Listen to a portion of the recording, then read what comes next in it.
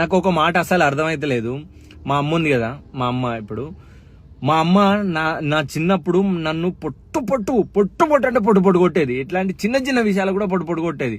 నన్ను కొట్టేటప్పుడు ఎంత కొట్టేది అంటే, నన్ను కొట్టేటప్పుడు మా అమ్మకున్న చేతి గాజులు కూడా విరిగిపోయేటిది. మళ్ళీ ఆ గాజులు విరిగిపోయినా ఇంకో రౌండ్ స్టార్ట్ అయ్యేది, ఎందుకంటే నన్ను కొట్టడం వల్ల ఆ గాజులు విరిగిపోయినాయి అని. అలాంటి అమ్మలు ఇప్పుడు అమ్మమ్మ నానమ్మలు అయ్యారు. వాళ్ళ మనసులో ఎలాంటి మానవత్వం చిగురించిందో అర్థం కాదు, కానీ మా అప్పుడు మొత్తం ఎండిపోయి ఉండే. ఇప్పుడు మాత్రం ఎలాంటి మానవత్వం చిగురించిందంటే, మా పిల్లల్ని చిన్న మాట కూడా అననియదు. ఒకవేళ బై మిస్టేక్ల మాట అన్నామనుకో, మేము కూడా పిల్లల్ని సాకినాం, మీలాంటి కఠినమైన అమ్మా నాన్నని ఎక్కడ చూడలే, నీలాంటి తల్లిని చూడలే, నీలాంటి తండ్రిని చూడలే అని పొట్టు ఈ ఉల్టా మమ్మల్ని తిడతారు.